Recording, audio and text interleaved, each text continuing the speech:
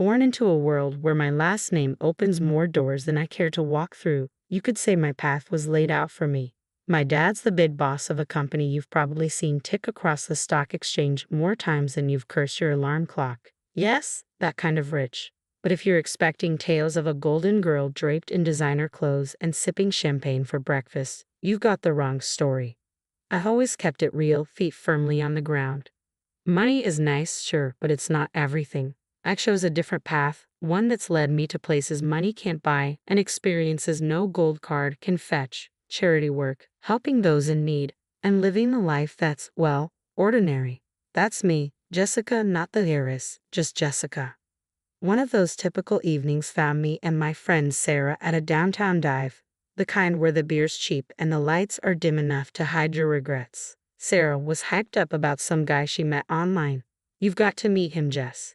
He's totally your type, she insisted. My type? Since when did she decide she knew my type? We were there when in walked Alex. Definitely not Sarah's online prince, but another dude. He was there with friends, looking out of place like a cat at a dog show. He wasn't dressed to impress, just a simple tee and jeans, but his easy smile lit up the room. We started talking, and it was refreshingly easy. He worked as a manager at a place I'd never heard of, but he spoke about it with a passion that was kind of infectious. You really dig your job, huh? I asked, sipping on my third beer. Absolutely, Alex said, leaning in. Every day's a challenge, but hey, I'm not here to bore you with work talk. What about you? Sarah mentioned charity work. I shrugged, trying to downplay it. Yeah, a bit of this and that, just trying to do my bit, you know? That's cool. Really cool, he said, genuinely not trying to impress me but meaning it. The night rolled on, and Alex and I stuck together, chatting about everything and nothing. It was refreshing to talk to someone who wasn't trying to sell me on an investment or brag about their latest acquisition. As the night wound down, Alex got this look like he was working up to something. Hey, Jessica, I know this is kind of forward, but would you want to grab dinner with me sometime? Just us, he asked. I felt a mix of surprise and excitement. Sure, I said, trying to sound cool. I'd like that. On the way home, Sarah was all giggles. I told you so. I just smiled, thinking about the evening. Alex was a breath of fresh air in my often too stale world. Little did I know how much things were about to change. Soon, going out turned into hanging out at each other's places. Mostly my cozy apartment because Alex's roommates were a circus and a half. One evening, sprawled on the couch after devouring what might have been the world's most average taco pizza, Alex turned to me, his eyes serious but his tone light. Jessica, how do you feel about making this a more permanent arrangement? He asked, crumbs still clinging to the corner of his mouth. I raised an eyebrow. You proposing we split a Netflix account or something more along the lines of eh? He chuckled, brushing off the crumbs. Well, I was thinking more like a life together. But hey, we can start with Netflix. The simplicity of it, the straightforwardness, no grand gestures or dramatic backdrops, just us in our element. It felt right. Alex, if you're asking what I think you're asking, yes, 1,000 times yes. And just like that, with the aroma of cheap pizza as our witness, we decided to tie the knot. It was swift, sure, but when you know, you know. Telling our families was the next hurdle. My folks, always about the as long as you're happy mantra, were put to the test. Dad, with his business empire, and Mom, the socialite, had visions of me settling down with someone more in our circle. I broke the news over dinner, the fancy kind where you're not sure which fork to use for the salad. Mom, Dad, I'm getting married to Alex, I said, the words tumbling out in a rush. Dad paused, fork midair. Alex, the manager chap? Well, that's quick. Mom smiled a bit too tightly. Dear, are you sure? This is rather sudden, isn't it? But I was firm. Yes, I'm sure. He's amazing, and we're really happy together. Their skepticism was palpable, but so was their love. Well, if he makes you happy, darling, Mom conceded, and Dad nodded in agreement. Alex's folks were a whole different ballgame. We went over to their place, a cozy little house that always seemed to smell like fresh cookies or something equally comforting. Judy and Martin welcomed me like I'd always been a part of the family. Alex tells us you're setting a date, Martin said, passing me a plate of those infamous cookies. Yes, we're thinking sooner rather than later. Small ceremony, nothing fancy. I replied, trying to gauge their reaction. Judy beamed at me and said, Oh, sweetheart, that's wonderful. We're just thrilled for you both." Their warmth was enveloping, a stark contrast to the cautious optimism of my own parents. It was clear from the start that our worlds were different, but the common ground was the genuine happiness they felt for me and Alex. When it came to planning the wedding, we were on the same page. Keep it simple, keep it us. A small ceremony with close friends and family, and an open bar because, as Alex put it, if we're doing this, we're making sure everyone's having a good time. That's how it went down. A swift engagement, not out of haste, but because everything just clicked into place. Amid the whirlwind, there were quiet moments between us that said, we're doing the right thing. And we really were. Living with Alex started off as everything I'd hoped for and more. We were like two peas in a pod, carving out our little corner of the world in that cozy modern apartment I had rented. It was ours, filled with love, laughter, and a ton of takeout containers because, let's face it, neither of us was winning any awards in the kitchen. It wasn't long before I began to notice how Alex's parents, Judy and Martin, had a way of dropping hints about things they liked or needed whenever they visited. At first, it was subtle, almost charming. "Oh, Jessica, that's a lovely coffee maker. It must make mornings a breeze," Judy would say, eyeing our shiny new appliance with a gleam in her eye. Or Martin would remark, "This sofa is just divine. Our old one's been giving me a right pain in the back." Wanting to be the good daughter-in-law, I'd surprise them with gifts, a coffee maker for Judy, a comfortable new sofa for their living room, and so on. Their initial reactions were always the same, a mix of surprise and a touch of guilt. "Oh, Jessica, you shouldn't have. This is too much," Judy would exclaim, her hands fluttering to her chest. But as humans often do, they quickly adapted. Those initial protests faded, replaced by increasingly bladed hints like a brick through a window. "Dinner at your folks' place was lovely, dear. Did you see that new TV they have? Crystal clear. Ours is practically ancient," Alex would relay, oblivious to the shift in tone. One evening, after I had splurged on a not-so-small fortune for a fancy new TV for them, Alex and I were curled up on the couch, my head resting in his lap. "They really love the TV, babe. You're amazing, you know that," he said, his fingers running through my hair. I sighed, feeling the weight of their expectations starting to press down on me. "Alex, do they expect us to keep doing this? It's getting a bit much, don't you think?" He paused, his hand halting mid-stroke. "What do you mean? They're just happy, that's all." "Happy or taking advantage?" I pushed back, sitting up to look at him. "It feels like we're their personal shopping service." Alex looked taken aback, his brow furrowing. "They're not like that, Jess. They're just not used to nice things, that's all." "But where does it end, Alex?" I argued, frustration creeping into my voice. "It's like they've got a taste for it now, and they're not looking back." The conversation ended with an uneasy truce, but it was clear we were on different pages. Judy and Martin's gratitude had turned into entitlement, and it was straining our relationship. Straining me. I loved Alex, but I wasn't about to become a bottomless ATM for his parents. When my dad's company hit the skids, it felt like the rug was yanked out from under my feet. That cushy life, poof, gone. And with it, the whole dynamic of our relationship took a nosedive. The shift wasn't gradual. It was like flipping a switch from daylight to darkness. I had to break the news to Alex and his folks, and let me tell you, it was a conversation I'd been dreading. "Listen up, things are going to get tight. Dad's company's tanking, and well, we're in for a rough ride," I said, trying to keep my voice steady, but the tremor in it betrayed my nerves. Alex's reaction was a gut punch. "You're kidding me, right? What do you mean things are going to get tight? You're telling me we can't live like we used to because of your dad's mess?" His words were like ice, and for a moment, everything felt frozen in place. I wished the floor would swallow me whole. Judy and Martin's faces were no better, disappointment barely masked. "This is quite the situation you've put us in, Jessica," Martin said, his tone dripping with reproach. Just like that, the warmth and camaraderie we once shared evaporated, replaced by a cold expectation that I was somehow to blame for my family's financial downturn. Moving in with them was dressed up as a temporary solution, but our once independent life was swapped for a guest room that felt more like a cell in a house where we were clearly seen as a nuisance. The atmosphere was charged with tension, each day a reminder of how I'd somehow failed them. "We're cutting back on everything because of this," Judy would remind me sharply as she served dinner, which was a far cry from the lavish meals we used to enjoy. Martin was always quick with a comment on saving costs. Make sure those lights are off. We're not running the charity here, he'd say. But Alex was the hardest to bear. The man I had married seemed to have vanished, replaced by someone who saw me as a letdown. Can't you do something?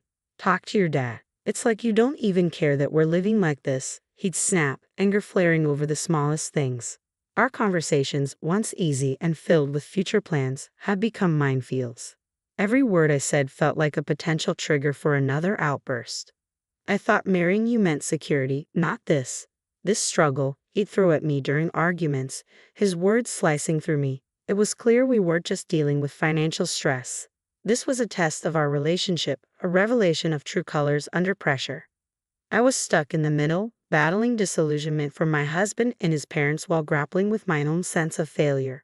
Judy's birthday dinner was supposed to be a cozy family affair at an upscale restaurant, a break from the constant tension. Instead, it turned into the showdown of a lifetime. I should have seen it coming, given how things had been going at their place. We were all seated, menus in hand, and I was doing my best to keep the peace and blend into the background. That plan was obliterated the moment the orders started flying. Alex, with a grin that made my skin crawl, said, "Let's get the steak and lobster for us," shooting me a look that was equal parts smug and cruel. Jessica can stick with the soup of the day. Got to save where we can, right? The table erupted in laughter like he'd just delivered the best joke they'd ever heard. Judy chimed in, "Absolutely can't have Jessica overspending now, can we?" I felt a surge of heat, pure fury, not embarrassment. Really? Soup? Is this some kind of sick joke? My voice was sharper than I'd intended. "Oh, come on, Jessica, it's just a bit of fun," Alex said, his smirk still firmly in place. That was when I lost it. Fun. This is your idea of fun. When the chips are down, you just show how petty you really are. I can't believe I fell for your act. The entire restaurant went silent, all eyes on us. I didn't sit back down. Keep your fancy dishes and pathetic jokes. I'm out. I stood up so abruptly that my chair nearly toppled over, the noise echoing and drawing more attention. Alex reached out, trying to play peacemaker. "Jessica, don't. Let's not make this a scene." "A scene? You think I care about making a scene after that stunt? This is about respect, something you clearly have none of." I yanked my arm free and headed for the exit, the weight of their stares heavy on my back. Stepping out into the night felt like breaking out of prison. My phone was blowing up. Alex, no doubt, trying to do damage control. I ignored the buzzing of my phone, my mind made up. I drove back to their place, a storm of emotions brewing inside me. How had things soared so quickly? Alex and I had been a team, or so I thought. That dinner had been a slap in the face, a wake-up call I couldn't ignore. Back at the house, I packed my bags with a speed fueled by frustration. Each folded shirt felt like a reminder of the life I was leaving behind. It wasn't just about leaving a place, it was about walking away from a relationship that had shown its true colors. I turned off my phone, cutting off the barrage of messages. The silence that followed was eerie, but welcome. That night wasn't just the end of a disastrous dinner. It marked the closing of a chapter I had no interest in revisiting. After the chaos of Judy's birthday dinner, I found myself driving to my parents' house. The night was quiet, a stark contrast to the storm raging inside me. By the time I pulled into their driveway, my decision was clear. I needed sanctuary, but more than that, I needed advice, something only my dad could offer. Walking into the house, the familiar surroundings were both comforting and jarring. Mom was asleep, but Dad was in his study, surrounded by papers that seemed less important the moment I walked in. "Jessica, what are you doing here at this hour? Is everything okay?" he asked, standing up with a look of concern. I took a deep breath and let the events of the evening pour out in a flood. I told him about the dinner, about Alex and his parents, and how I felt reduced to nothing more than a source of income for them. Dad listened in silence, his expression hardening with every word.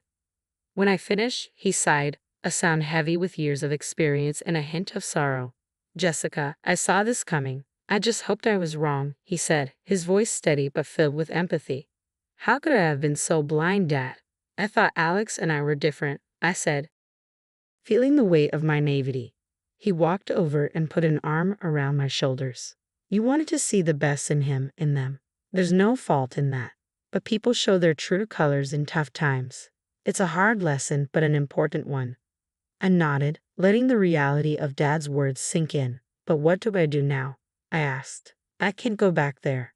You'll stay here for now, he said, his confidence a steadying force for my frayed nerves.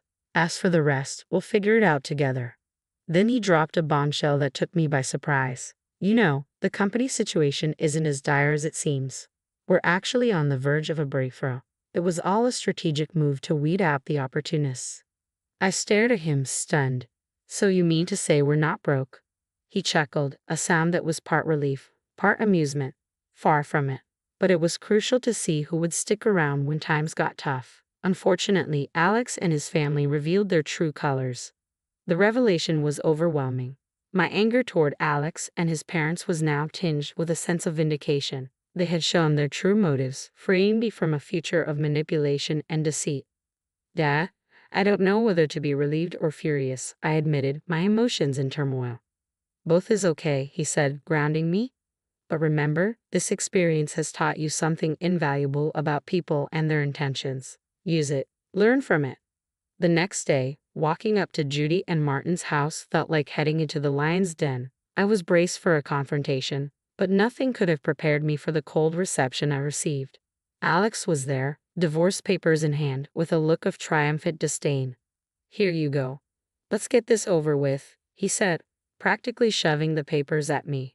His parents loomed behind him, barely containing their glee at finally ridiculing the freeloader. Judy snickered while Martin nodded in agreement, a smug smile plastered on his face. Alex joined in. Turns out you're just an ordinary dummy without your daddy's money. Thought you'd cry, but guess what? We don't need a tearful mess around here.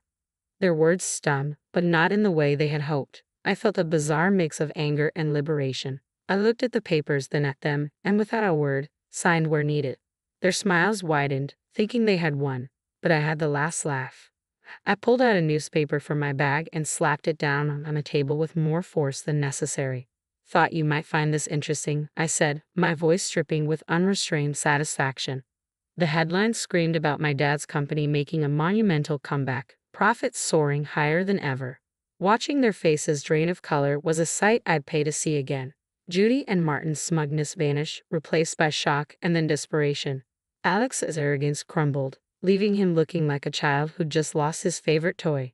Judy suddenly switched gears, stepping toward me with arms wide open. Oh, my sweet girl, it's all a big misunderstanding. Let's hug it out. Martin, ever the opportunist, chimed in. Let's not rush things. Sit down, have a coffee, and we can talk this through. And Alex. Oh, Alex. Was the picture of regret. I was wrong, I said, a hint of incredulity in my voice. Okay, we can fix this. I want to make everything right. Please. Their sudden change of heart was almost comical. Almost. I couldn't help but laugh, a deep, hearty sound that felt surprisingly cleansing. You three are something else, you know that. But here's a newsflash for you. I'm done. I'm done with the lies, the manipulation, and the so-called family that only values me for my bank account. I turned to leave, their protests and pleas fading into the background. They called after me, desperation and disbelief lacing their voices, but I didn't look back, not this time. After the spectacle at Judy and Martin's house, I was finished, not just with them but with the whole sorry saga that had become my life. I needed a fresh start, a clean slate. I took some time to regroup at my parents' place, focusing on getting my head and heart back in the game. One afternoon, a couple of weeks after the divorce was finalized, I was out for coffee with Sarah, my ever-supportive friend who had been there through it all. Girl, you look like a weight's been lifted, she commented, sipping her latte. I laughed, feeling lighter than I had in months. You have no idea. It's like I can finally breathe again. Sarah leaned in, her expression turning serious. So what's next for you, Jess? You've got a clean slate now. I stirred my coffee absent-mindedly, contemplating. I'm not sure, but I'm excited to find out. Maybe I'll travel, pick up some of the charity work I had to put on hold. As for love, I paused, giving her a rueful smile. I think I'll give that a miss for a while. Just make sure you're doing what makes you happy, okay? You deserve it after all that drama, Sarah said, reaching over to squeeze my hand. Thanks, Sarah. That's the plan. Not long after that conversation, my phone started buzzing with calls and messages from Alex. He was pleading, saying he'd changed and that we could start over.